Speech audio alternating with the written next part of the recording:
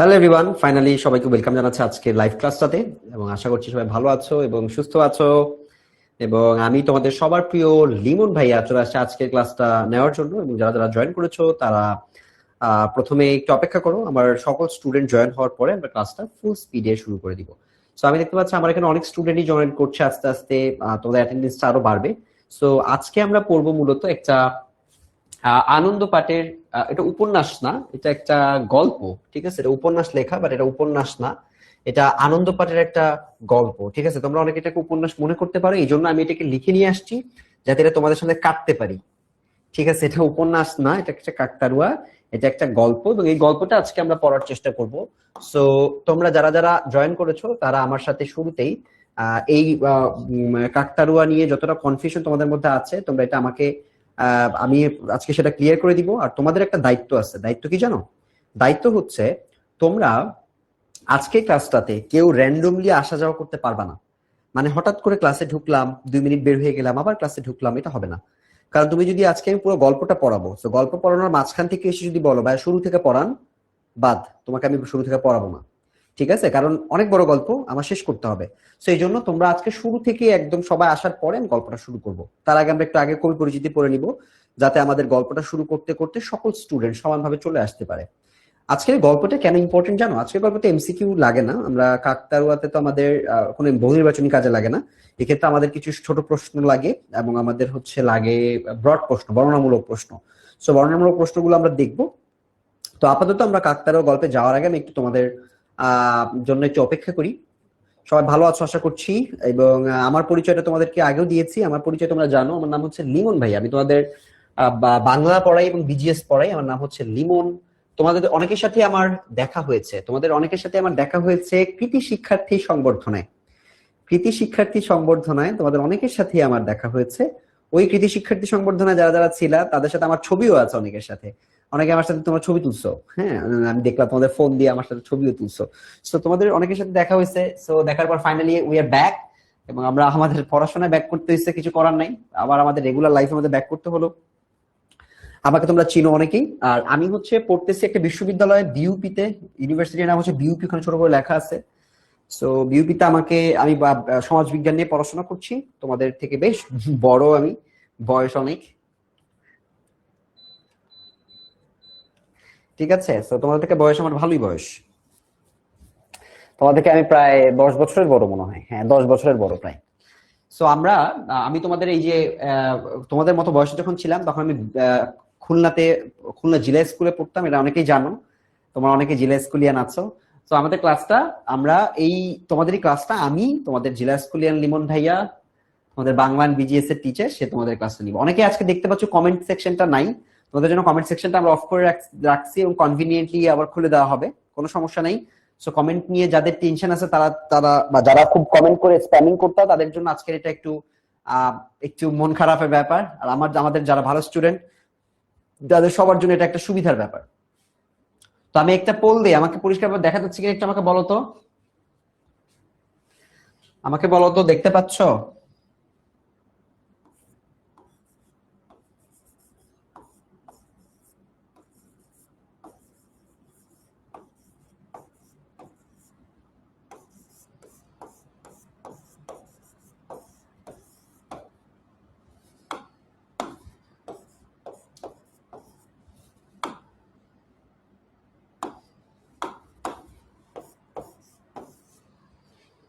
Pole দিচ্ছি, আমাকে পোলে বলো। আমার মনে হয় দেখতে শুনতে পাচ্ছ তোমরা, না পেলে তো বলতে এতক্ষণে আমাকে, মানে কমেন্টে। আমি তোমাদের ওখান থেকে এই পাশ থেকে আমরা যারা ভিডিওটা দেখতেছি, ওরা ওরা তো দেখতেছে, আমাদের এখানে অনেক মানুষই আছে তোমাদের এই ক্লাসটা অবজার্ভ করার জন্য, তারা আমাকে জানাই দিত যে ওরা দেখতে পাচ্ছে না। সো পোলটা দিয়ে দিচ্ছি, একটা পোল গেছে, তোমরা পড়ে তো আমাকে একটু জানায় দাও যে লিমন ভাইকে দেখতে ও শুনতে পাচ্ছ কিনা ঠিকঠাক। যদি ঠিকঠাক দেখতে এবং শুনতে পাও, সেক্ষেত্রে তোমরা জাস্ট আমাকে একটু জানাই দিলেই হবে যে তোমরা আমাকে দেখতে এবং শুনতে পাচ্ছ। ঠিক আছে, 30 বেজে গেছে, আমরা ক্লাসটা শুরু করবো ইন ইন ফাইভ ফাইভ না, ইন 1 মিনিট, অ্যাকচুয়ালি 1 মিনিটের মধ্যে আমরা ক্লাসটা শুরু করবো। জাস্ট একটু দেখি, বইটা নিয়ে নিতে পারো। আর বই নেওয়ার দরকার নাই, আমার এখানে বই আছে, আজকে বই আনার দরকার নাই, আজকে শুধু লিমন ভাইয়ের সাথে থাকবা। আজকের কাজ হচ্ছে লিমন ভাইয়ের সাথে থাকবা খালি। ঠিক আছে, একজন বলছে দেখতে পাচ্ছে না, তোমার নেট সমস্যা, তোমার বাকি বন্ধুরা সবাই দেখতে পাচ্ছে, আমাকে সবাই জানাই দিছে। তো তোমার ফোনের সমস্যা, তুমি একটা কাজ করো, ডেটাটা অফ করে অন করো, ডাটা কানেকশনটা অফ করে অন করো, ঠিক আছে? আচ্ছা, সো আমাদের সময় হয়ে গেছে। হ্যাঁ, আমরা আর 1 মিনিটের মধ্যে পড়া শুরু করে দিব। স্টুডেন্ট আরো আরো কিছু স্টুডেন্ট বাকি আছে, ওরা আসতেছে এখনো। এই যে প্রতি সেকেন্ডে তোমার স্টুডেন্ট বাড়তেছে, কিছু কিছু স্টুডেন্ট করে ঢুকতেছে। তো আমরা চলো এটা একটু শুরু করে দিই। আমাদের আজকের টপিকে তোমার পুরো রুটিন কোথায় দেখতে পারবা, এটা প্রতিদিন সবাই তোমাকে বলে, পুরো রুটিনটা কোথায় পাবা এটা একটু দেখে নিও। সব থেকে বড় কথা, তোমাদের একটা ক্লাসের পেইড গ্রুপ আছে ফেসবুক অ্যাপ থেকে, তোমাদের 10 মিনিট স্কুলের অ্যাপ থেকে ওই গ্রুপটাতে একটু জয়েন করে নিও। আর তোমাদের কোনো টপিক বুঝতে সমস্যা হলে, যে 10-10, অনেকে 10-10 খুঁজে পাও না, 10-10 পাবা হচ্ছে এই যে তোমার প্রোফাইলের শুরুতেই দেখবা 10-10, গুড আফটারনুন ওবিটি তোমার নাম লেখা থাকবে, পরে ক্লাস 8, নিচেই 10-10 এর এই চিহ্নটা দেওয়া আছে, এটা দেখে তুমি 10-10 কে জিজ্ঞেস করতে পারো। আপাতত টিচার 2 আছে, টিচার 2 কে জিজ্ঞেস করো, টিচার 2 তোমাকে বলে দিবে, ঠিক আছে? টিচার 2 কে অনেকে একসাথে প্রশ্ন করে, সো ওনার একটু দেরি হলে তোমরা মন খারাপ করবা না, একটু টাইম দিবা তাকে। ওকে, তো আমরা আজকে পড়বো যে গল্পটার নাম হচ্ছে আনন্দ পাঠের কাকতারুয়া, তাই না? কাকতারুয়া পড়বো তো আমরা। এখানে উপন্যাস লেখা, যদিও এটা উপন্যাস না, আমরা উপন্যাসের মতো করে একটা গল্প পড়ছি। সো কাকতারুয়া আমরা আজকে পড়তেছি। কাকতারুয়া এটা বহু ক্ষেত্রে আমাদের অনেক পপুলার একজন লেখক সত্যজিৎ রায়ের সাথে আমরা তার নাম দিয়ে আমরা এটাকে মনে রাখতে পারি, সত্যজিৎ রায়। এবং আমরা তার জন্ম হচ্ছে কলকাতায়, এবং তার পূর্ব প্রজন্মের ভিটা ছিল কিশোরগঞ্জে। এগুলা কিছু লাগে না, তার জন্মটম লাগে না, কিন্তু তার প্রথম চলচ্চিত্র পথের পাঁচালী, এটা থেকে তোমার প্রচুর পরিমাণে মানে জ্ঞানমূলক প্রশ্ন হিসেবে তুমি এটা মনে রাখতে পারো। এটা তোমার এখান থেকে যদি প্রশ্ন আসে না, সো আমরা জ্ঞানমূলক হিসেবে এটাকে চাইলে মনে রাখতে পারি, ঠিক আছে? আর এই প্রতিভা টতিভা এগুলো যেহেতু আমাদের বহু নির্বাচনী আসে না সচরাচর, সো আমাদের বহু নির্বাচনের ক্ষেত্রে এটা দরকার নেই, আমরা সরাসরি একদম গল্পে চলে যাব। সো গল্পটাই যে আমার এখানে চলে আসছে, এখানেই গল্পটা আছে। তোমাদেরকে আমি আর 10 সেকেন্ড, আর কিছুক্ষণ সময় দিই, আর 1 মিনিট দেই। স্টুডেন্ট বাড়তেছে, গল্পটা শুরু হয়ে গেলে যেহেতু আর ব্যাক করা যাবে না, কোনো উপায় নাই, সো আমি একটু তোমাদের জন্য একটু সময় দেই। জাস্ট 1 মিনিট একটু তোমরা সময় নাও, তোমাদের 1 মিনিট পর আমাদের ক্লাসটা আমরা ফুল স্পিডে শুরু করব, কারণ আমার স্টুডেন্ট অনেকেই যে এই যে দেখছো মাত্র ঢুকলো 10 জন, ওরা ঢুকতেছে, ওদের আরো আরো 1-2 মিনিট লাগবে। 1-2 মিনিট পরে আমরা ফুল গল্পটা আজকে পড়বো, আর আমার সাথে লাইন বাই লাইন তোমরা পড়বা, এটা তোমাদের পড়তে হবে লাইন বাই লাইন, ঠিক আছে? আমি তোদের স্টুডেন্টদেরকে একটু মেনশন দেই, যাদের আসার কথা তারা আসলে আমি একবারে ক্লাসটা শুরু করে দিব। অষ্টম শ্রেণী তোমাদের আজকে পড়তেছি আমরা হচ্ছে আনন্দ পাঠ। ইয়েস, আনন্দ পাঠের কাকতারুয়া আজকে আমরা পড়তেছি। কাকতারুয়া মানে, কাকতারুয়া দেখছো তোমরা? কাকতারুয়া কখনো? কাকতারুয়া এই যে এরকম হাত এরকম দিয়ে দাঁড়ায় থাকে, দেখছো? হাত, মাথায় একটা হাড়ি, হাত থাকে, একটা পুরানো জামা পরায় দেয়। কাকতারুয়া কিন্তু মানুষ না আসলে। কাকতারুয়া কি মানুষ? কাকতারুয়া তো মানুষ না, এটা আসলে মানে তোমার একটা মানুষের অবয়ব তৈরি করা হয় যাতে কাক অন্যান্য পাখি ফসলের ক্ষতি করতে না পারে, তাই না? ওরা যেন এসে ফসলের উপর বসে ক্ষতি করতে না পারে। ওরা ওটা দেখে মনে করে কি, যে একজন মানুষ দাঁড়ায় আছে, আমরা যেন দৌড়ায় পালাই যাই, পাখি যারা বসে না আর কি ভয়তে এসে, ঠিক আছে? এটা হচ্ছে মানুষের অবয়ব তৈরি করে পশু পাখিকে ভয় দেখানো হয়, যে ওদের এখন আসার দরকার নেই। শুধু পাখি না, বনের অনেক তোমার প্রাণী আছে, ওই প্রাণীদের হাত থেকেও আমাদের ফসলকে রক্ষা করার জন্য কাকতারুয়া ব্যবহার করা হয়। সবাই রেডি? আর আর দেরি করা যাবে না, যারা লেট তারা লেট, তারা ফাঁকিতে পড়ে যাবে, পরে তাদেরকে টেনে দেখতে হবে ক্লাস, ঠিক আছে? আর দেরি করতে পারতেছি না, সরি। চলো শুরু করা যাক। গল্পটাকে তোমাকে একটু কনটেক্সট দেই। এটা একটা ভূতের গল্প, তোমাকে জানতে এটা এটা একটা ভূতের গল্প। আমরা আজকে একটা ভূতের গল্প পড়বো, কাকতারুয়া, ঠিক আছে? সো কাকতারুয়া তোমাদের মধ্যে অনেকে আছে যারা ভয় পাও। আমি নিজে যেমন ছোটবেলায় কাকতারুয়া ভয় পেতাম। আমি গ্রামে যখন যাইতাম, ফসলের ধানের ক্ষেতের মাঝখানে কি বলে, আইল বলে না, আইলের মধ্য দিয়ে যখন যেতাম, তখন আমার নিজেরও ভয় লাগতো। কারণ ওই কাকতারুয়া গুলা মানে মনে হতো যেন আমার দিকে তাকায় আছে। আর মাথাটা কেমন ছিল, এরকম এরকম একটা মাথা দেয়, এবার এখানে দুটো চোখটা আঁকায় এরকম ক্রস ক্রস দিয়ে, তাই না? এইরকম আঁকায়।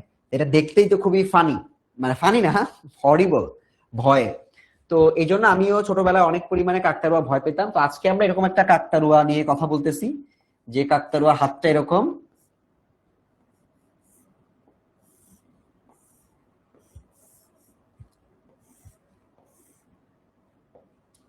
এখানে জামা থাকে, জামার এখানে কিছু বাটন থাকে, ঠিক আছে? এরকম একটা এখানে একটা পকেটও থাকে। এটা হচ্ছে একটা কাকতারুয়া, এভাবে আমরা দেখি। এইটাকে একটা কাকতারুয়া আমরা নাম দিতে পারি। কাকতাড়ুয়া মানে যেটা কাক তাড়ায়, হ্যাঁ, এই জন্য বলা হয় কাকতাড়ুয়া। এটা হচ্ছে মিস্টার কাকতাড়ুয়া। ঠিক আছে, তো চলো আমরা তাহলে গল্পটা শুরু করি। গল্পটা শুরু হয়, এই ভূতের গল্পটা শুরু হয় মৃগাঙ্ক বাবুকে দিয়ে। মৃগাঙ্ক বাবু হচ্ছে আমাদের গল্পের মূল চরিত্র। মৃগাঙ্ক বাবু এই লোকটা হচ্ছে আমাদের এই ভূতের গল্পের মূল চরিত্র। কি বলতেছে দেখো, মৃগাঙ্ক বাবু একটা সন্দেহ করছিল, সেই সন্দেহের ভিত্তিতে আজকে আমরা পড়বো। মৃগাঙ্ক বাবুর সন্দেহটা যে অমূলক নয়, অমূলক মানে ভুল বা বাস্তব না এরকম। মৃগাঙ্ক বাবু সন্দেহটা যে অমূলক নয় সেটা প্রমাণ হলো পানাগড়ের কাছাকাছি এসে। তারা পানাগড় যাচ্ছে মৃগাঙ্ক বাবু, তো মৃগাঙ্ক বাবু রওনা দেওয়ার আগে একটা সন্দেহ করছিল, তো বলতেছে যে এই সন্দেহটা যে ভুল না, এটা যখন তারা যেতে যেতে পানাগড়ের কাছাকাছি চলে আসছে তখন তাদের এটা প্রমাণ হয়েছে। গাড়ির পেট্রোল ফুরিয়ে গেল। গাড়ির কি পেট্রোল ফুরিয়ে গেছে, পেট্রোলের ইন্ডিকেটরটা কিছুকাল থেকে গোলমাল করছে। সে কথা আজও বেরোবর মুখে ড্রাইভার সুধীরকে বলেছেন, কিন্তু সুধীর গা করেনি। তো এখানে এই পর্যন্ত গল্পটা এভাবে আগালো যে মৃগাঙ্ক বাবু একটা সন্দেহ করছিল যে পেট্রোলটা ফুরায় যাবে, পেট্রোল শেষ হয়ে যাবে, পেট্রোল না থাকলে তো গাড়িটা চলবে না, পেট্রোলটা ফুরায় যেতে পারে। তো এই সন্দেহ থেকে তিনি বলছে গাড়ির যে ইন্ডিকেটর, মানে পেট্রোল কতটুকু আছে, ইন্ডিকেটর মানে হচ্ছে যেটা বলে দেয় পেট্রোল আছে নাকি নাই, এটা হচ্ছে ইন্ডিকেটর। তো গাড়ির যে ইন্ডিকেটরটা নষ্ট হয়ে গেছে, সেই জন্য মৃগাঙ্ক বাবু গাড়িতে ওঠার আগে বলছে এই তেলটা ভালো করে দেখো, তেল টেল আছে নাকি। তো এই যে সুধীর ও ড্রাইভার, এই সুধীর ও গা করেনি মানে এটা কেউ গুরুত্ব দেয় না, গরজ দেয় না। আসলে কাটা যা বলছিল তার চেয়ে কম পেট্রোল ছিল ট্যাঙ্কে। ওই ইন্ডিকেটরের কাটাটা বলতেছিল অনেক তেল আছে, বা তার থেকে কম ছিল। এখন কি হবে জিজ্ঞেস করলেন মৃগাঙ্ক বাবু। আমি পানাগড় চলে যাচ্ছি, বলল সুধীর, সেখান থেকে তেল নিয়ে আসবো। তাদের মতো কনভারসেশন হচ্ছে যে মৃগাঙ্ক বাবু বলতে চাই এখন কি হবে, ড্রাইভার বলতেছে যে আপনি অপেক্ষা করেন, আমি পানাগড়ে যাচ্ছি, গিয়ে আমি তেল দিয়ে আসতেছি, আপনি অপেক্ষা করেন, আমি পানাগড় যাচ্ছি। তো পানাগড় হচ্ছে হয়তো কিছু তো সামনেই, তো উনি গেছে, ওই ড্রাইভার চলে গেছে, আমি নিয়ে আসতেছি, আপনি গাড়ির মধ্যে বসেন, আমি তেল নিয়ে আসি। তা জিজ্ঞেস করছে পানাগড় যাবা, পানাগড় কত দূর, আচ্ছা মাইল 3 হবে, কত 3 মাইল দূরে। 3 মাইল মানে 3 কিলোমিটার বা তার থেকে কম বেশি আছে, কিন্তু 1 মাইল সমান 1 কিলোমিটার কিন্তু না, কম, ঠিক আছে। তার মানে তো 2-2.5 ঘন্টা। তা বললো যে 3 কিলোমিটার 3 মাইল যাবা, তা তো 2-2.5 ঘন্টা লাগবে। শুধু তোমার দোষেই এটা হলো, এখন আমার অবস্থা কি হবে ভেবে দেখেছো, গাড়ির মালিক বলতেছে বা মৃগাঙ্ক বাবু বলতেছে যে তোমার জন্যই এই সমস্যাটা হয়েছে, এখন আমার কি অবস্থা হবে, এতক্ষণ ওয়েট করতে তুমি কি বুঝতেছো। মৃগাঙ্ক বাবু ঠান্ডা মেজাজের মানুষ, কিন্তু 2.5 ঘন্টা খোলা মাঠের মধ্যে একা গাড়িতে বসে থাকতে হবে জেনে মেজাজটা খিটখিটে হয়ে গিয়েছিল।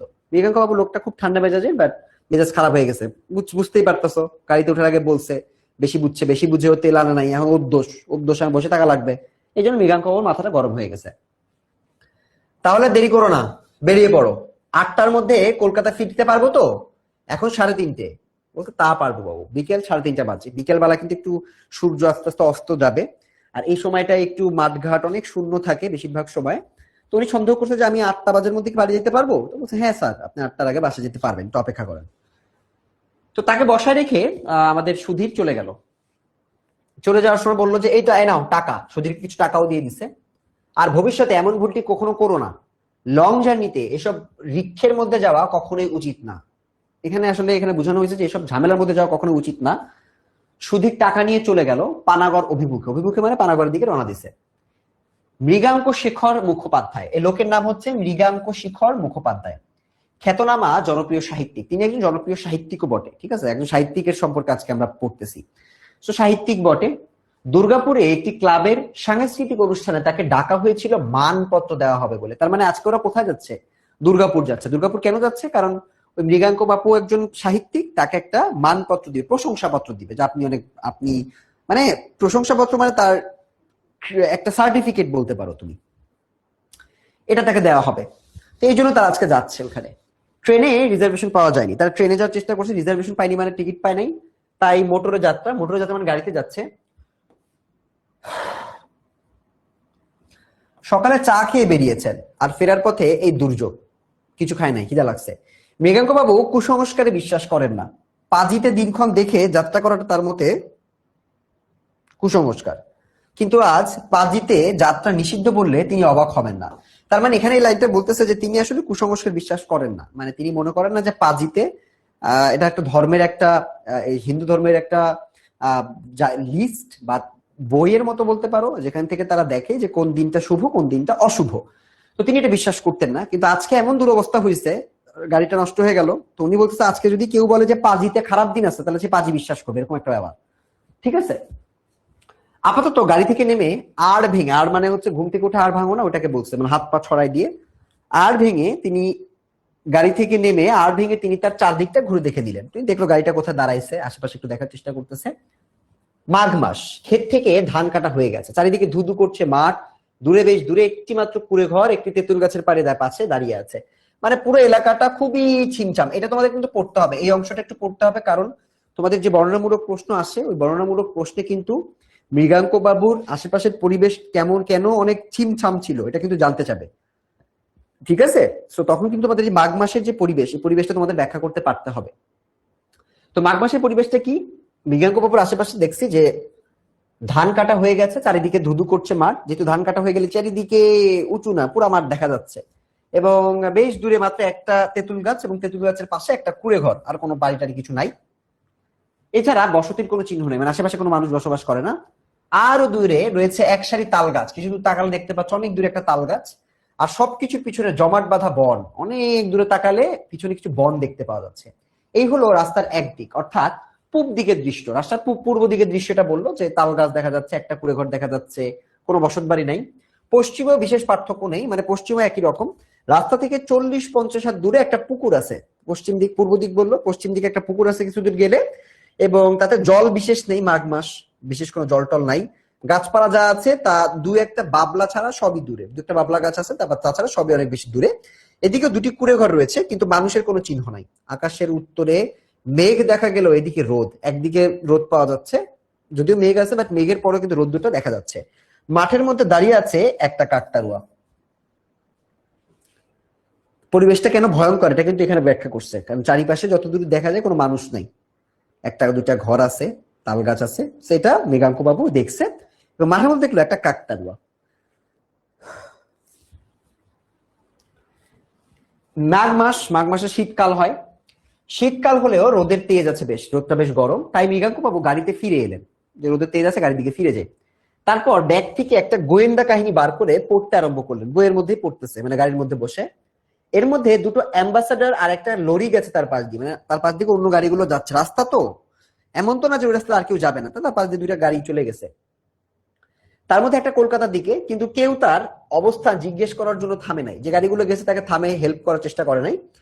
মৃগাঙ্ক বাবু মনে মনে বললেন, বাঙালিরা এই ব্যাপারে বড় স্বার্থপর হয়। এই যে এই লাইনটা থেকে প্রশ্ন দেয় যে বাঙালিরা কোন ব্যাপারে অনেক বেশি স্বার্থপর হয়, এটা ব্যাখ্যা করতে হবে। তার পাশ থেকে সে যখন নিরিবিলি কোন একটা জায়গায় বসে আছে, যা গাড়িটা যখন নষ্ট হয়ে গেছে, পেট্রোল শেষ হয়ে গেছে যখন, তো ওই মুহূর্তে যে কেউ তাকে হেল্প করবে এই ব্যাপারে বাঙালিরা খুব উদাসীন, কেউ তাকে হেল্প করতে চায় নাই।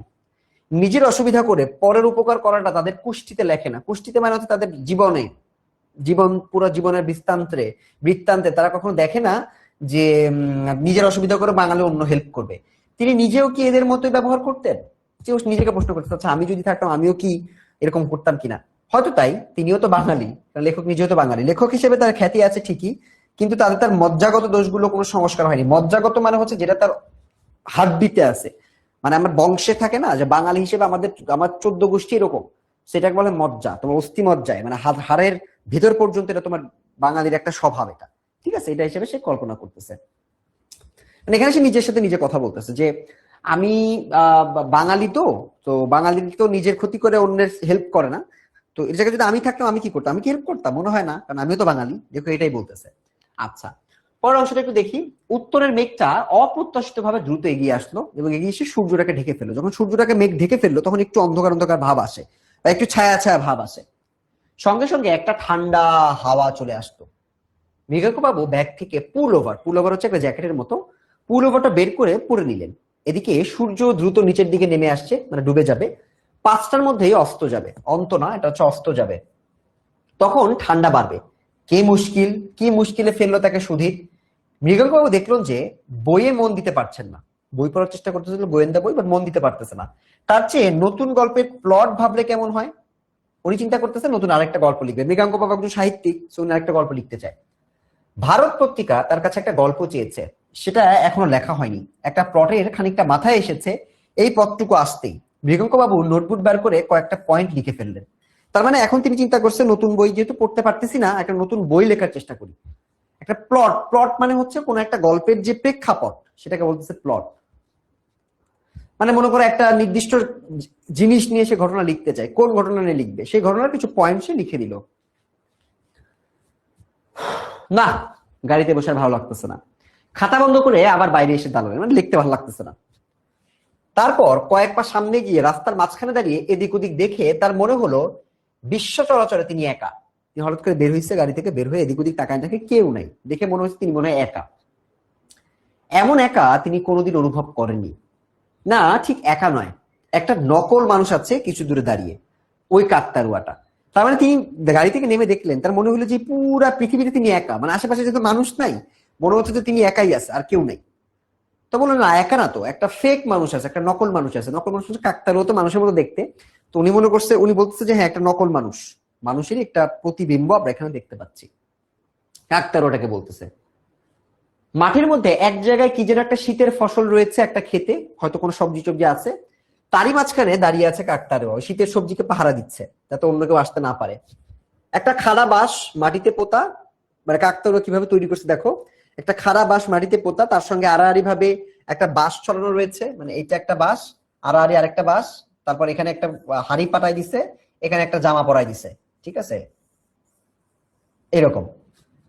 এটা একটা গোল গলা গেঞ্জি মনে করে পরাই দিছে, এটা হচ্ছে কাকতারুয়াটা।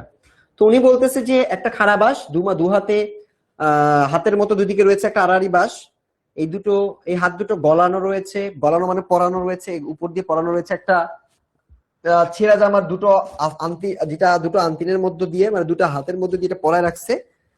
খাড়া বাঁশটার মাথায় রয়েছে একটা উপুর করা মাটির হাড়ি, মাটির হাড়িটা কিন্তু উপুর করা থাকে, এটা কিন্তু একটা হাড়ি, একটা হাড়ি।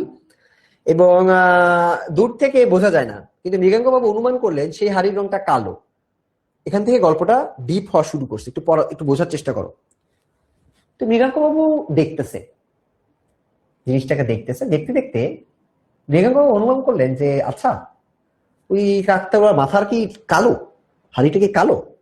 তাই মনে করছে যে হাড়ির রংটা কালো, আর তার উপর সাদা রং দিয়ে আঁকা রয়েছে ডেবা ডেবা দুটো চোখ, তার মানে কাকতারুয়ার চোখটা সাদা করে এঁকে দিছে।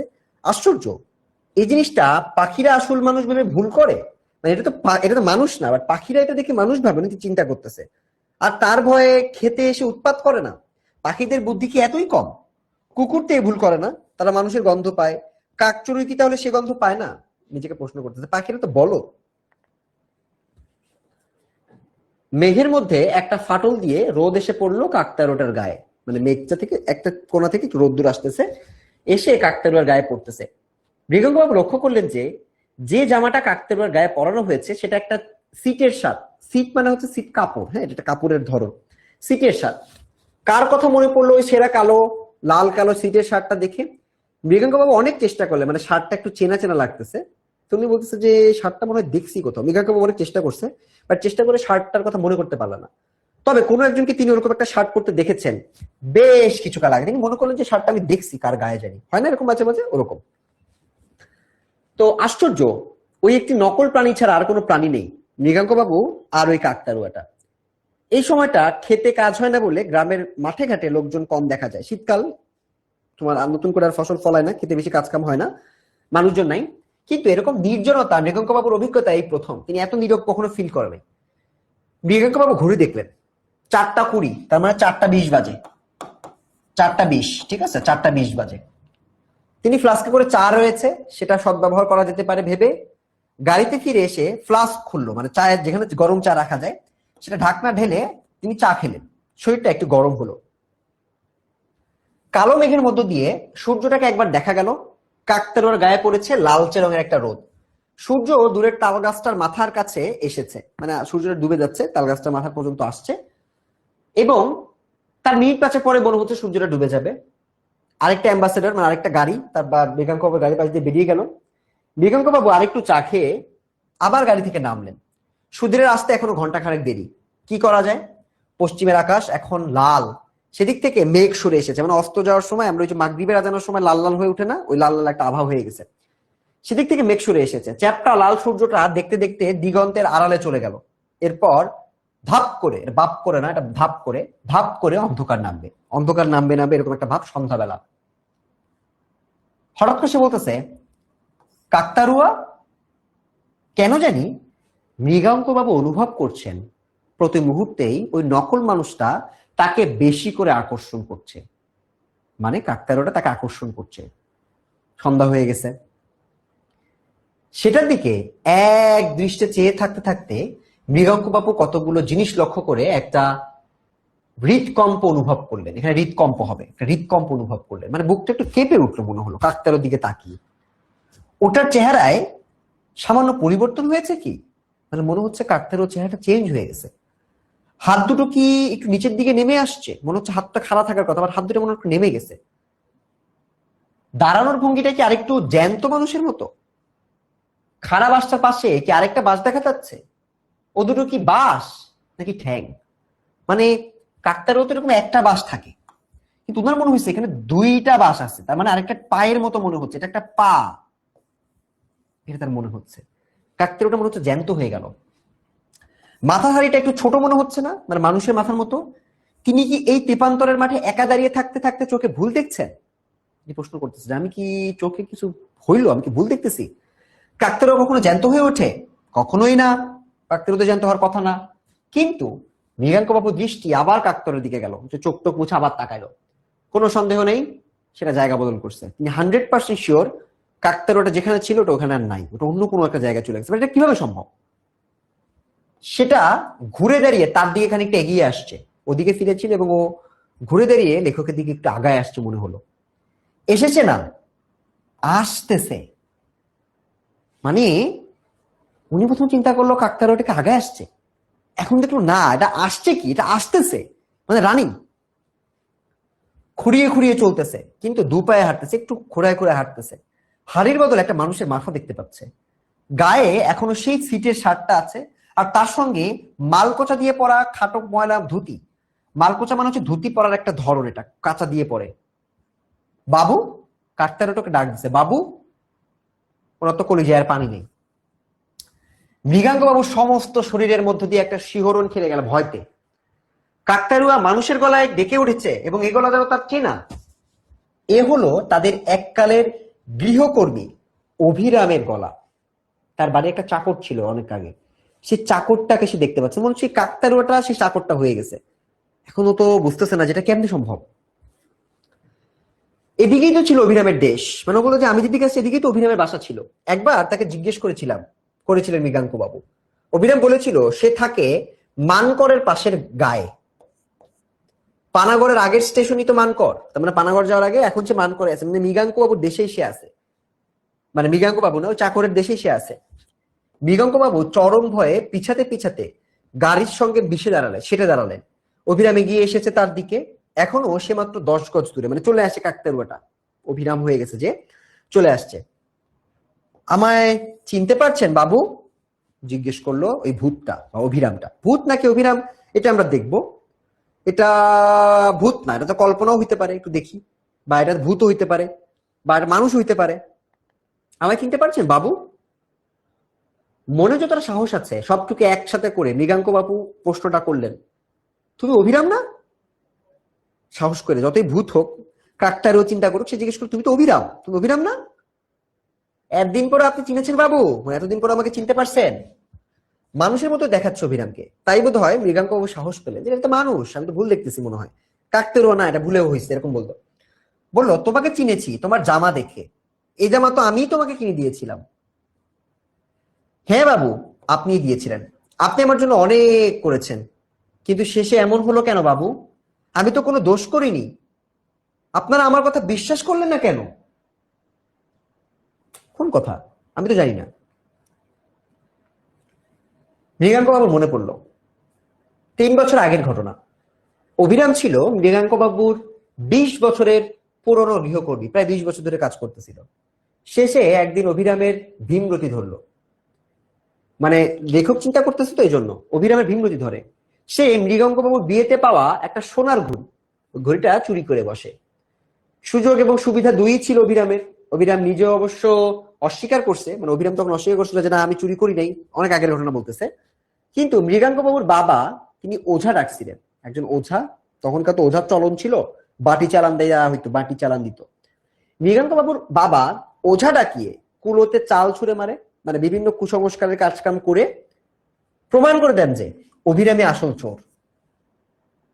তো তখন প্রমাণ হয়ে গেছে যে অভিরাম চোর, ফলে অভিরামকে ছাড়িয়ে দেওয়া হয় চুরির দায়ে। চাকরকে, এই সেই অভিরাম, ওকে বাদ দিয়ে দেওয়া হয়েছিল। অভিরাম বলল, আপনাদের ওখান থেকে, মানে এখন বর্তমানে আবার ফিরে আসছে, এটা আগের কথা বলতেছিল যে অভিরামকে এটা পরিচয় দিল। এবার অভিরাম কি করছে এটা একটু দেখো। অভিরাম বলল, আপনাদের ওখান থেকে চলে আসার পর, মানে চাকরি চলে যাওয়ার পরে আমার কি হলো জানেন? আর আমি চাকরি করিনি কোথাও, আমি অন্য কোথাও চাকরি করতে পারি নাই, কারণ আমার কঠিন ব্যারাম হয়। ব্যারাম মানে ওর কঠিন একটা রোগ হয়েছিল অভিরামে, উদুরি রোগ, পেটের রোগ। টাকা পয়সা নাই, চাকরি নাই, না ঔষধ না পত্র, কিচ্ছু নাই। সেই ব্যারামই আমার শেষ ব্যারাম। মানে ওই যে রোগটা হয়েছে, রোগে সে মারা গেছে। কেন মারা গেছে? কারণ মৃগাঙ্ক বাবু চাকরি থেকে তাদেরকে তাড়াই দিয়েছে। ওঝা ডেকে এনে মৃগাঙ্ক বাবুর বাবা, চাকরি চলে গেছে, টাকা নাই, অসুস্থ হয়েছে এমন একটা সময়, টাকার জন্য চিকিৎসা করতে পারে নাই, মারা গেল। এই জন্য বলছে যে এই ব্যারামই আমার শেষ ব্যারাম। ওয়ে, শেষ ব্যারাম? তুমি না সামনে দাঁড়ায় ঘটনা বলতেছো? অভিরাম তো সামনে দাঁড়ানো, তাহলে মারা গেছে শেষ ব্যারাম মানে? আমার এই জামাটা ছেলে রেখে দেয়, যে জামাটা আজকে পরে আছে, সে নিজে কিছুদিন পরছে, তারপর সেটা ছিঁড়ে যায়, তখন সেটা কাকতারুয়ার পোশাক হয়। আমি হয়ে যাই সেই কাকতারুয়া। জামাটার সাথে ওর আত্মার একটা সম্পর্ক। কেন জানেন? আমি জানতাম একদিন একদিন আপনার সঙ্গে আবার দেখা হবে। আমার প্রাণটা ছটফট করছিল। হ্যাঁ, মৃত লোকেরও প্রাণ থাকে। আমি মরে গিয়ে যা জেনেছি সেটা আপনাকে বলতে চাইছিলাম। মরে গিয়ে জেনেছে মানে? তার মানে ও এখন ভূত হয়ে গেছে, একটা ভূতের সাথে কথা বলতেছে। সেটা কি অভিরাম? তুমি কি জানছো? বাড়ি ফিরে গিয়ে, অভিরাম বলতেছে, বাড়ি ফিরে গিয়ে আপনার আলমারির নিচে পিছনের দিকটা খোঁজ করবেন। সেখানেই আপনার ঘড়িটা পড়ে আছে। এই 3 বছর ধরে, 3 বছর আগে আমাকে চোর বানাইছিলেন না, ঘড়িটা কিন্তু আমি চুরি করি না, ঘড়িটা ওখানেই আছে। বলতেছে, আপনার নতুন চাকর ভালো করে ঝাড়ু দেয় না, তাই সে দেখতে পায়নি। নতুন যে চাকর নিচে ঝাড়ু দিয়ে সে দেখতে পায় না বলে ঘড়িটা এখন ওখানেই পড়ে আছে। এই ঘড়ি পেলে পরে আপনি জানবেন অভিরাম কোনো দোষ করেনি। অভিরামকে আর ভালো করে দেখা যায় না। অভিরামের কথা শেষ হয়েছে যে আপনি জানতে পারবেন অভিরাম কোনো দোষ করেনি। এটা বলতে বলতে আস্তে আস্তে অভিরাম একটু অদৃশ্য হয়ে যাচ্ছিল। অভিরামকে আর ভালো করে দেখা যাচ্ছে না। সন্ধ্যা নেমে আসছে। মৃগাঙ্ক বাবু শুনলেন অভিরাম বলছে, এতকাল পরে নিশ্চিন্ত হলাম বাবু, আমি আসি, আমি আসি। মৃগাঙ্ক বাবুর চোখের সামনে থেকে অভিরাম অদৃশ্য হয়ে গেল। মৃগাঙ্ক বাবুর চোখের সামনে থেকে অভিরাম অদৃশ্য হয়ে গেল। তেল এনেছি বাবু। সুধীরের গলায় মৃগাঙ্ক বাবুর ঘুমটা ভেঙে গেল। তার মানে ওই ভদ্রলোক এতক্ষণ ঘুমায় গেছিল, ঠিক আছে, হয়তো তার ঘুমটা ভাঙছে। এখন গল্পের প্লট ফাটতে ফাটতে কলম হাতে গাড়ির মধ্যে ঘুমিয়ে পড়েছিলেন তিনি। তার মানে ভূতের এটা এত সে এক্সপিরিয়েন্স যেটা করছে, এটা করতে করতে তিনি ঘুমিয়ে পড়ছেন। ঘুম ভাঙতেই তার দৃষ্টি চলে গেল পশ্চিমের মাঠের দিকে। কাকতারুয়াটা যেমন ছিল তেমন ভাবে দাঁড়িয়ে আছে। মানে কাকতারুয়া আসে নাই, আগে আসে নাই, তার মনের ভুল মনে হচ্ছে তার। বাড়িতে আসতেন, বাড়িতে এসে আলমারির তলায় প্রথমেই সেটা খুঁজলো। খুঁজতে সে দেখতে পেল ঘড়িটা ওই আলমারির নিচেই আছে।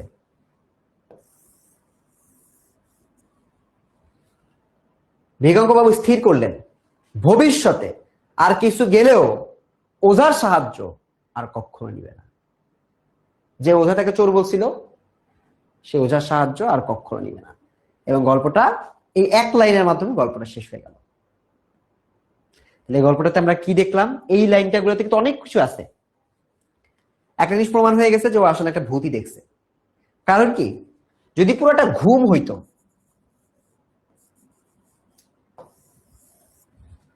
তাহলে আলমারির কথাটা কিভাবে জানলো সে?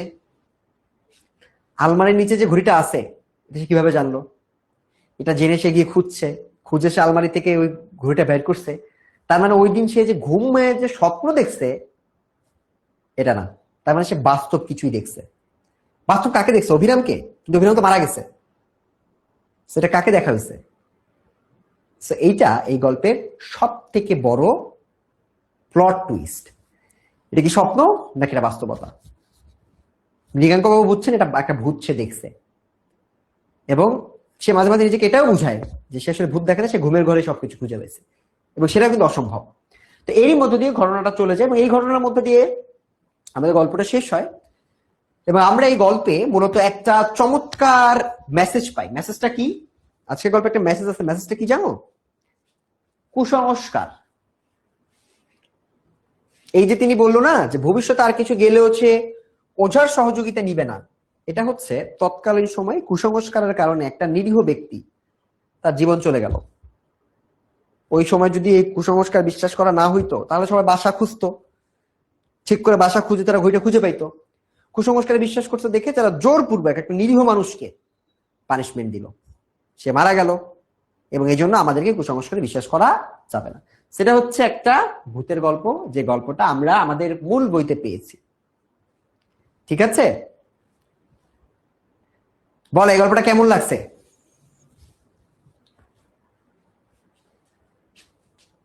একটা পোল দেই, বলো তো, ইয়েস নো তে জানাও গল্পটা কি বুঝছো? ঘটনা ক্লিয়ার?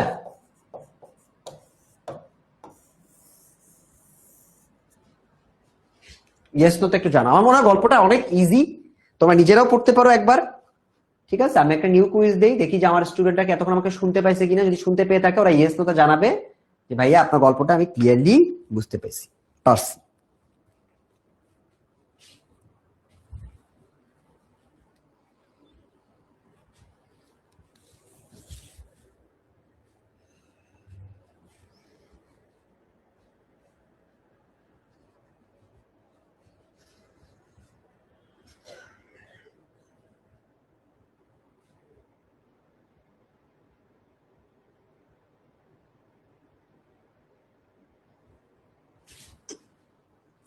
বলো, পোলে পোলে ভোটটা দাও, তোমাদের পোলের ভোটটা একটা আমি দেখি।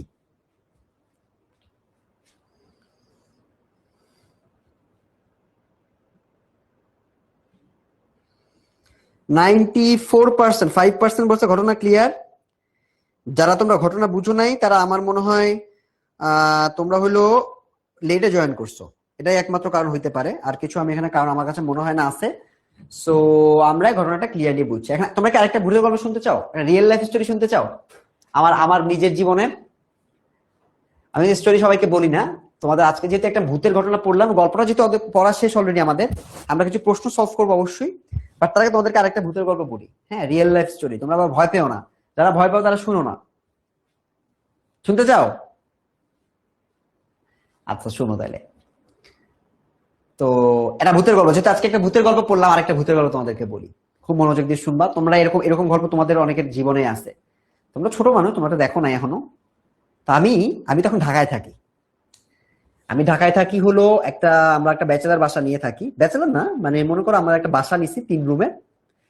তো আমরা আমার ডিপার্টমেন্টের আমরা টোটাল 6 জন। আমরা 6 জন একসাথে থাকি, প্রতি রুমে 2 জন করে। আমার রুমে আমি 2 জন, পাশের রুমে 2 জন, অন্য আরেক রুমে 2 জন।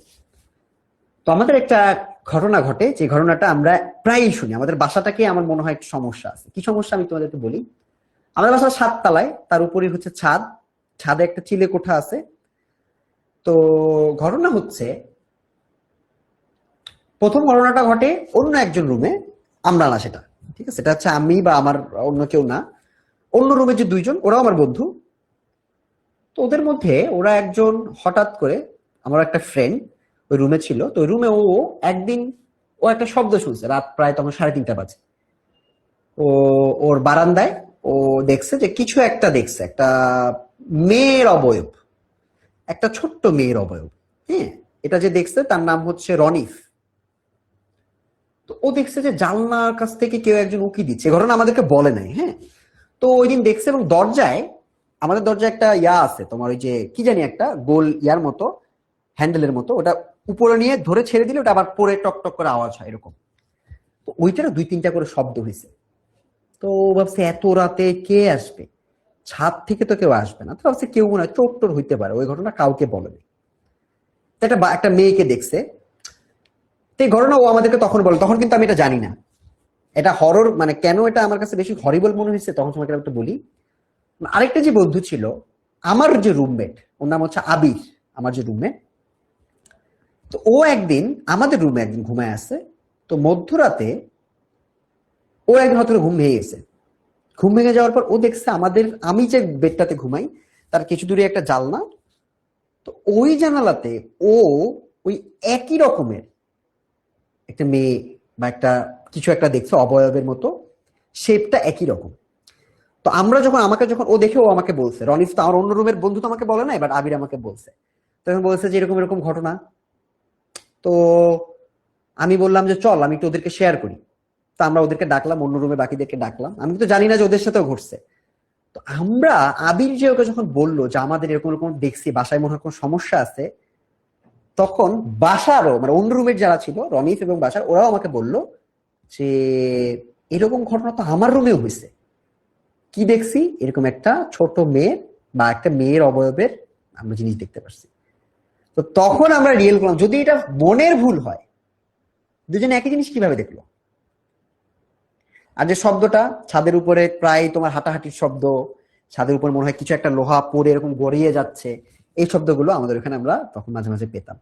সো এরপর আমরা আমাদের বাসাটাতে অনেক বেশি ঝাড়ফুঁক করছি, একটু টুকটাক ঝাড়ফুঁক করে এখন আমরা মোটামুটি ঠিক আছে, এখন কোনো সমস্যা নাই। বাট স্টিল এখন মধ্যরাতে যখন এক টুকটাক শব্দ শোনা যায় আমার বেশ ভয় লাগে। তো এই স্টোরিটা কেন বললাম, কারণ আজকে আমরা একটা হরর স্টোরি পড়ছি, এই জন্য আমি তোমাকে একদম রিয়েল লাইফ আমার জীবনে ঘটনা এটা। আমি কিন্তু দেখি নাই কিছু, আমি কিছুই দেখি নাই, বা আমি শব্দ শুনছি টুকটাক। বা আমি আমার বন্ধু যে ছিল ওরা দুইজন, ওরা দেখছে, ওরা আমাকে এটা শেয়ার করছে, এই জন্যই তোমাকে এটা বললাম। বলা ঘটনাটা কি, এই ঘটনাটা কি, এটা কিন্তু সত্যি ঘটনা, এই ঘটনার মধ্যে মিথ্যা না, আমারটা কিন্তু সত্যি ঘটনা, বাস্তব। বলো ভয় লাগলো নাকি ভয় লাগে নাই? ভয় পাইছো? দেখি এটা পোল দিই তো, দেখি কার কার ভয় লাগলো। ঘটনা কি মজার, ভালো ঘটনা? যারা ভালো ঘটনা হলে তো অবশ্যই ভয় পাবা। ভয় পাইছো কেন একটু বলো তো।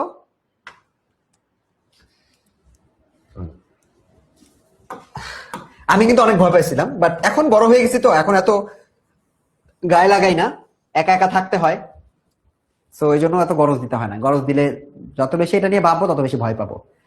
তোমাদের জীবনে এরকম অনেক ঘটনা আছে আমি জানি, বাট এই ঘটনাটা আমার আমার আমি যখন শুনছি আমার গায়ের পশম একদম দাঁড়ায় যাচ্ছিল, ইনফ্যাক্ট বলার সময় আমার গায়ের পশম দাঁড়িয়ে আসতেছিল। অনেকে বলছে ভাই ভয় পাই নাই, তোমার তো অনেক সাহসী রে বাবা। আর অনেকে বলছে, তাও অনেক মানুষ ভয় পাইছে, অনেকে ভয় পাও নাই। It's okay. চলো আমরা তাহলে একটু গল্প করলাম, গল্পটা করলাম কারণে গল্পটা একটা ভূতের গল্প, তাই একটা ভূতের স্টোরি তোমাদের সাথে শেয়ার করলাম। তো ভূতের না, এটা আসলে জিন নাকি অন্য কিছু আমি জানি না, এটা মনের ভুল কিনা এটাও আমি জানি না। তো তোমাদের সাথে ঘটনাটা শেয়ার করলাম। আচ্ছা, এবার আমরা একটু কিছু প্রশ্ন দেখবো। আজকের পুরো ঘটনায় আমরা কিছু জিনিস দেখছি, সেটা হচ্ছে গল্পের সূচনা কিভাবে হয়, মৃগাঙ্ক বাবুকে দিয়ে আমরা গল্পের সূচনা হতে দেখি। তারপর একটা নির্জন পরিবেশে আমরা দেখি যে নির্জন পরিবেশে একটা কুড়ে ঘর আছে, একটা পুকুর আছে, আবহাওয়াটা অনেক ভয়ঙ্কর হরিবল একটা আবহাওয়া, সেটাকে আমরা দেখতে পাই। কাকতাড়ুয়ার প্রতি আস্তে আস্তে মৃগাঙ্ক বাবু একটা আকর্ষণ ফিল করে, পরবর্তীতে ওই কাকতাড়ুয়াটা হয়ে যায় হচ্ছে অভিরাম। সেই অভিরাম আস্তে আস্তে জীবন্ত হয়ে ওঠে এবং জীবন্ত হয়ে উঠে বলে যে আপনারা আমাকে একটা সময় ছিল যখন আমাকে বাসা থেকে তাড়াই দিচ্ছেন, সেই যে বাসা থেকে আমাকে তাড়াই দিচ্ছেন চুরির দায়, এটা একটা ভুল কথা। আপনার নতুন যে চাকর আছে ওই চাকরকে আপনি যে ধরেন, ওই চাকর মেইনলি হচ্ছে শয়তান। হ্যাঁ, ও ঘর ঝাড়ু টাড়ু দেয় না, এই জন্য মূলত হচ্ছে আপনার ওই ওই ঘড়িটা খুঁজে পাওয়া যায় না। ঠিক আছে, আর ঘড়িটা খুঁজে পান না দেখে আমাকে আপনারা চোর মনে করছেন, তো আমি চাই আপনারা ঘড়িটা খুঁজে বের করেন। তো ওই ঘড়িটা তখন সে খুঁজে বের করে এবং পরবর্তীতে মৃগাঙ্ক বাবু বুঝতে পারে যে সে একটা ভূতের সম্মুখীন হয়েছে। ঠিক আছে, গল্পটা কিন্তু আমরা একটা ভূতের সম্মুখীন হইতে দেখি। সেই ভূতের নাম হচ্ছে অভিরাম, এবং ভূতটা যে এক্সপিরিয়েন্স করে তার নাম হচ্ছে মৃগাঙ্ক বাবু। গল্প ক্লিয়ার? ঠিক আছে, আমরা গল্পের মাধ্যমে গল্পের প্রেক্ষাপটটা কিন্তু আমরা অলরেডি জানি। গল্পের প্রেক্ষাপটটা হচ্ছে মৃগাঙ্ক বাবু দুর্গাপুরে সাংস্কৃতিক অনুষ্ঠানে যাওয়ার সময় একটা বিপদে পড়ে যায়, যে বিপদে আমরা কিন্তু মূলত আমি পুরো পয়েন্টটাকে দেখতে দেখি। আচ্ছা, এবার একটু আমরা আস্তে আস্তে চলে যাব। এই এমসিকিউ গুলো তোমার পরীক্ষা আসবে না, ঠিক আছে? আমরা যেটা করার চেষ্টা করছি সেটা হচ্ছে এমসিকিউ গুলো দিয়েছে এই কারণে তুমি গল্পটা কতটা মনোযোগ দিয়ে পড়ছো এটা দেখার জন্য।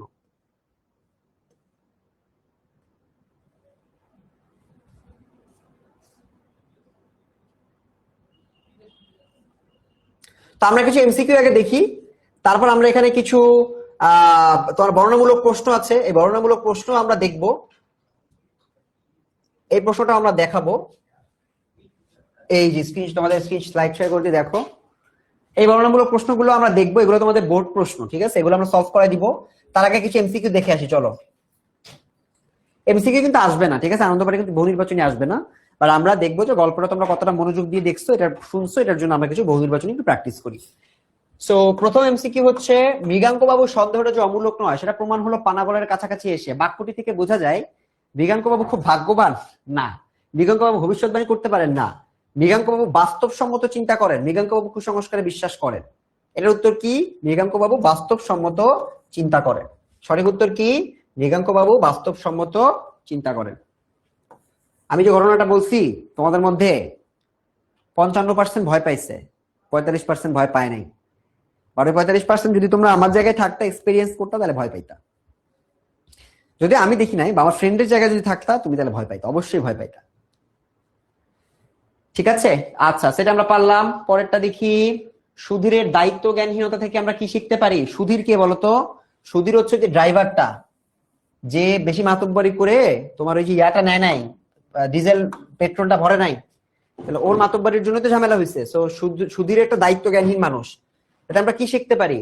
সতর্কতা ও পূর্ব পরিকল্পনা সবসময় প্রয়োজনীয়, ছোট সমস্যাকে উপেক্ষা করা উচিত, অবশ্যই উচিত না, দোষ চাপানোর জন্য অন্যকে দায়ী করা উচিত না, এটা শিখি না।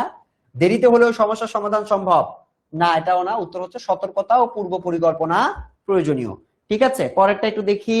মৃগাঙ্ক বাবু কুসংস্কারে বিশ্বাস করেন না, এই বাক্যটির প্রাসঙ্গিকতা কি নির্দেশ করে? তিনি আধুনিক মনোভাবাপন্ন, তিনি অতীতমুখী চিন্তা ভাবনার লোক, তিনি অন্ধবিশ্বাসী ডুবে আছেন, তিনি সহজে অন্যের উপর নির্ভর করেন। কি হবে উত্তর বলো? এটা পোল দিব? পোল লাগে না যদিও, বাট তারপর একটা পোল দিই। পোল দিচ্ছি, পোল দিলে তুমি উত্তরটা দাও। কয় নাম্বার এটা? 3 নাম্বার।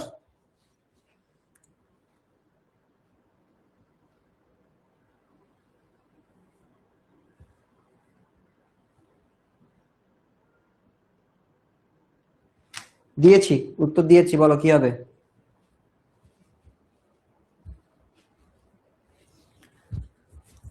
তিনি আধুনিক মনোভাবাপন্ন, এটা হবে।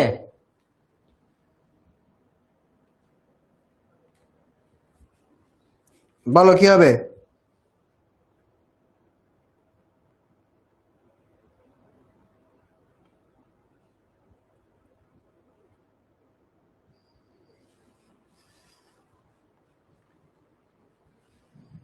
মৃগাঙ্ক কুসংস্কারে বিশ্বাস করেন, এটা হচ্ছে তিনি আধুনিক মনোভাবাপন্ন, এটা এক হবে। ঠিক আছে, আধুনিক মনোভাবাপন্ন যারা, তারাই কুসংস্কারে বিশ্বাস করে না। আচ্ছা, পরেরটা কি? পরেরটা হচ্ছে, কাকতাড়ুয়াটির কেন মৃগাঙ্ক বাবুর মনে গভীর প্রভাব ফেলেছিল? এটি একটি রহস্যজনক প্লটের অংশ হয়ে উঠেছিল, এটি তার পূর্ববর্তী গৃহকর্মীর স্মৃতিকে জাগিয়ে তুলেছিল, এটি তার লেখার জন্য একটি প্রেরণা হয়ে দাঁড়িয়েছিল। উপরোক্ত সবগুলো সঠিক। কাকতাড়ুয়াটি কেন মৃগাঙ্ক বাবুর মনে গভীর প্রভাব ফেলেছিল বলো?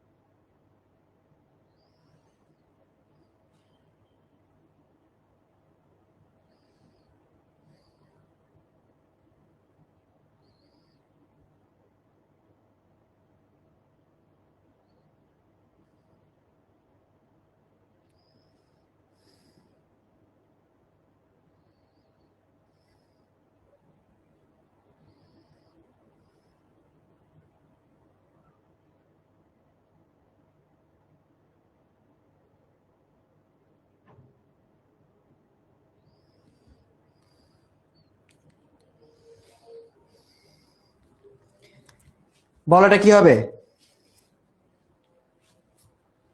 কাকতাড়ুয়াটি কেন মৃগাঙ্ক বাবুর মনে গভীর প্রভাব ফেলেছিল? এটি একটি রহস্যজনক প্লটের অংশ, মূলত ছিল হচ্ছে গৃহকর্মীর স্মৃতিকে জাগিয়ে তুলেছিল। ঠিক আছে, এটা হচ্ছে কারেক্ট অ্যান্সার। সো তোমরা যারা অন্যগুলো চিন্তা করছো, অন্যটা উত্তর হবে না। 5 নাম্বার, মৃগাঙ্ক বাবু সুধীরকে বলেছিলেন ভবিষ্যতে এমন ভুলটি করো না কখনো, এর মাধ্যমে কি প্রকাশ পায়?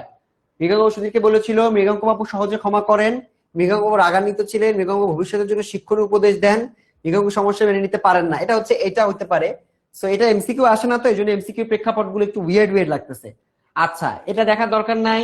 কাকতারুয়ার অবস্থান ও আচরণ কাহিনীর কোন দিক থেকে সমর্থন করে, গল্পের রহস্যের আবহ, লেখকের অতীতের জীবনের প্রভাব, কুসংস্কারের প্রতি তীব্র বিদ্রুপ, বাস্তবতা ও কল্পনার মিশ্রণ। এখানে কাকতারুয়ার অবস্থান ও আচরণ কাহিনীর কোন দিক থেকে সমর্থন করে, বাস্তবতা ও কল্পনার মিশ্রণ। ঠিক আছে, বাস্তবতা ও কল্পনার মিশ্রণ। তা সে দেখে মনে করছে যে তোমার কাকতারুয়াটা হাঁটা শুরু করছে, সেগুলো অনেক কিছু ব্যাপার ছিল, সেগুলো কিন্তু তার এখানে চলছে। আচ্ছা, এমসিকিউ আমাদের দেখার দরকার নাই, আমার মনে হয় এখান থেকে এমসিকিউ আসবে না এবং এমসিকিউ আমরা প্র্যাকটিস করার দরকার নাই। এই প্রশ্নগুলো এখন আমরা পারতেছি কিনা একটু দেখি, এই প্রশ্নগুলো আমরা পারতেছি কিনা এখন একটু আমরা দেখি।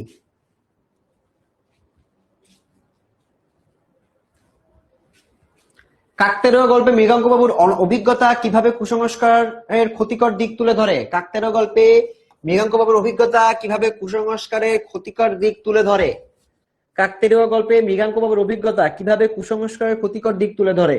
এখানে কুসংস্কারের ক্ষতিকর দিকটা কি বলতো, কুসংস্কারের ক্ষতিকর দিক কোনটা ছিল? কুসংস্কারের ক্ষতিকর দিক ছিল যে তোমার ওই যে যখন ধরো তোমার ও যখন চুরি করে, ওকে যখন ওঝা ডেকে নিয়ে আসে, ওঝা ডেকে নিয়ে আসে না, ওঝা ডেকে নিয়ে আসে, ওই যে লোকটাকে তোমার বাসা থেকে বের করে দেয়, অভিরামকে, অভিরামকে যখন বাসা থেকে বের করে দেয়, তখন সে উদরের ব্যথায় বা তোর একটা রোগে সে আস্তে আস্তে মৃত্যু পথযাত্রী হয়ে যায়, সে মারা যায় এবং মারা গিয়ে সে চোর হিসেবে মারা যায়, কিন্তু সে কিন্তু আসলে চোর ছিল না। তো এই যে তাকে চোর হিসেবে ধরা হয় এবং চোর হিসেবে ধরে সে যে মৃত্যুর পথে চলে যায় টাকা পয়সার অভাবে, এই পুরো মৃত্যুর দায়বদ্ধতা কার? এটা কিন্তু পুরোটাই ওই কুসংস্কারের দায়বদ্ধতা। কুসংস্কারের জন্যই কিন্তু এটা হয়েছে। সেই জন্য কাকতারুয়া গল্পের এটা মূলত কুসংস্কারের ক্ষতিকর দিককে তুলে ধরে। গল্পের চরিত্র অভিরামের মাধ্যমে সত্যজিৎ রায় কি বার্তা দিয়েছেন? অভিরামের মাধ্যমে দিয়েছেন হচ্ছে অভিরাম কুসংস্কারকে ভেঙেছে এবং সে যে বিশ্বস্ত, সে যে একজন বিশ্বস্ত মানুষ, তাকে যে আসলে বিশ্বাস করা উচিত। এরকম অনেক নিরপরাধী মানুষ কিন্তু আমাদের পৃথিবীতে শাস্তি পায়, সেই নিরপরাধী মানুষকে যে শাস্তি দেওয়া উচিত না, এটা আমরা মূলত এই গল্পের চরিত্র অভিরামের মাধ্যমে দেখতে পাই। 3 নাম্বার, মৃগাঙ্কবাবুর স্বপ্ন বাস্তবের ঘটনার মিল অমিল বিশ্লেষণ করো। তো এখানে আমরা ওই যে হরিবল ব্যাপারগুলো লেখা শুরু করব, কোনটা তার কাছে ভূতের মনে হয়েছে, কোনটা তার কাছে বাস্তব মনে হয়েছে, কোনটা মনে হয়েছে যে এটা আসলে সে সত্যি দেখছে। যেমন কাকতারুয়া আগায় আসতেছে, কিন্তু সে সত্যিই দেখছে, কিন্তু তার কাছে মনে হয়েছে যেটা আসলে ঘুমের মধ্যে দেখছে।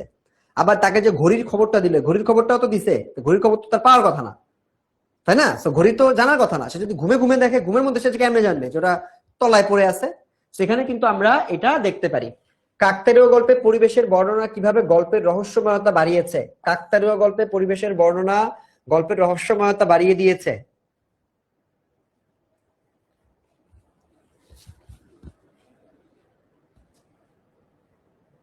গল্পে কাকতারুয়া একটি প্রতীক হিসেবে ব্যবহৃত হয়েছে, ব্যাখ্যা করো।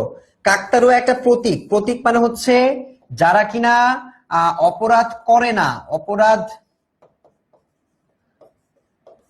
করে নাই এমন মানুষ।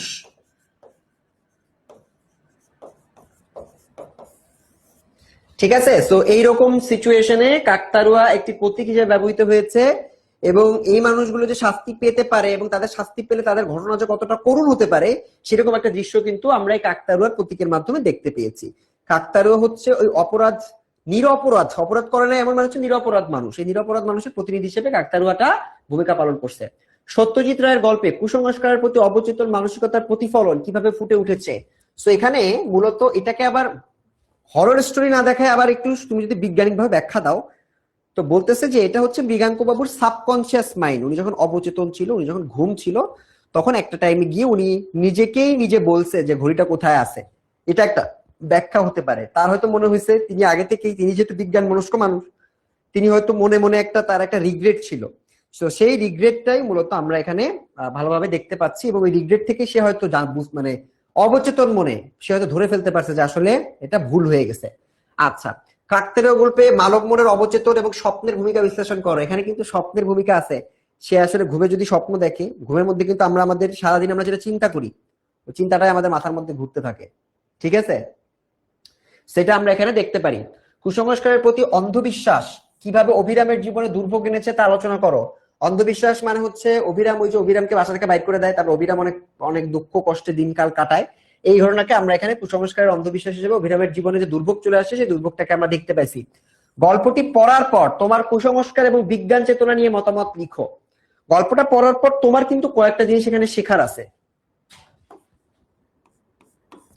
একটা মনে করো, একটা হচ্ছে কুসংস্কার নিয়ে তুমি জানতে পারছো যে কুসংস্কার বা যে ঝাড়ফুঁক করা হয়, এই ঝাড়ফুঁক এগুলা মূলত কোনো বাস্তবতা নাই।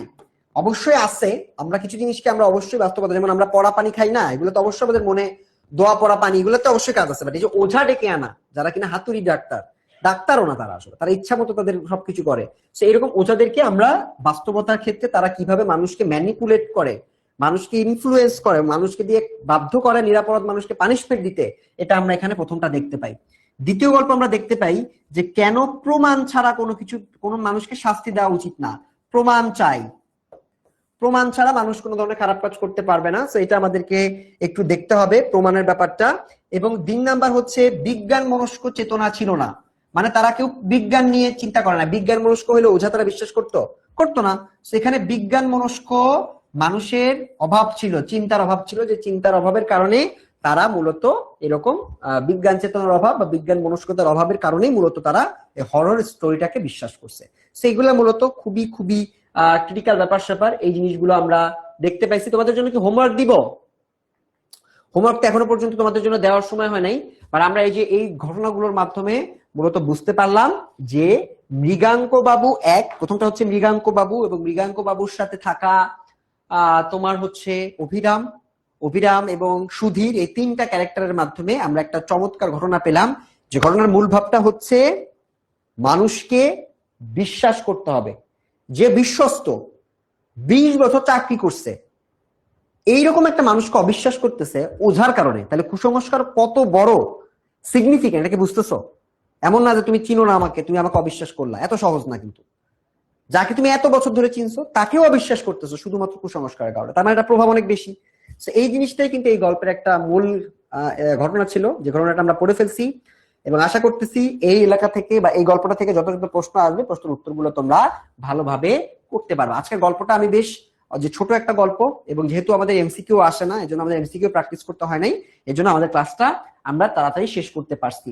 আচ্ছা, এবার তোমাদেরকে কিছু সাজেশন দেই, এই গল্প থেকে কোথা থেকে প্রশ্ন আসবে। এগুলা মনে করো হোমওয়ার্ক না, এটা হচ্ছে সাজেশন। আমরা যেগুলা তোমার বেশি গুরুত্বপূর্ণ ওগুলাই সাজেশন হিসেবে দিয়ে দেই। এক হচ্ছে গল্পের অভিরামের চিত্রটি একটি প্রতিবেদন লিখতে হবে, বা গল্পের অভিরামের চরিত্রটা কি, অভিরামের চরিত্র সম্পর্কে একদম তোমার মাথা পুরা দিয়ে দিতে হবে, এর মধ্যে এটা 5 স্টার। অভিরামের প্রতি সমাজ এবং মৃগাঙ্ক বাবুর আচরণ, সমাজের আচরণ কি, সমাজ হচ্ছে চাকরদেরকে কিভাবে দেখে, এটা তোমাকে একটু পড়তে হবে। এবং মৃগাঙ্ক বাবু আচরণ কিভাবে ছিল, মৃগাঙ্ক বাবু তাকে একটা শার্ট গিফট করছিল, মনে আছে? এই যে গরিবের প্রতি সমাজের একটা দৃষ্টিভঙ্গি, মানে তার বাবার একটা দৃষ্টিভঙ্গি, তার একটা দৃষ্টিভঙ্গি, দুইটা দৃষ্টিভঙ্গি কিন্তু আলাদা ছিল, এটা তোমরা একটু পড়বা। কুসংস্কারের ক্ষতিকর দিক তোমাকে জানতে হবে, যে মানুষের জীবন মৃত্যু চলে আসে এখানে, এটা তোমরা এখানে সুন্দর করে লিখবা। জীবন মৃত্যুর সন্ধিক্ষণে মানুষজন পড়ে যায়। উদাহরণ হিসেবে গল্পের ঘটনাগুলো ব্যবহার করে 10-12 বাক্যে আলোচনা করবো। তার মানে এটা হচ্ছে গল্পের যে মূল ভাবটা, এটা একটু 10-12 লাইনে লেখার প্র্যাকটিস করবা, তাইলে মোরলেস তোমাদের প্রিপারেশনটা ভালো হয়ে যাবে। বুঝতে পারছি? তো আমাদের আজকের ক্লাসটা এই পর্যন্তই। সবাইকে অনেক অনেক ধন্যবাদ আজকের ক্লাসটা মন দিয়ে করার জন্য।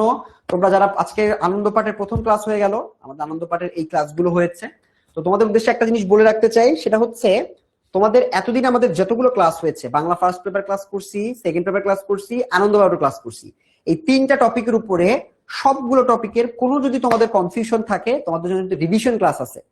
রিভিশন ক্লাসের একটা উপায় আছে, তোমাদেরকে আমি একটা ফর্ম দিব, ওই ফর্মে তোমার প্রশ্ন সাবমিট করবা, যে কোনটা তুমি বুঝো নাই ওইটা আমি রিভিশন ক্লাসে বোর্ডে পড়াই দিব।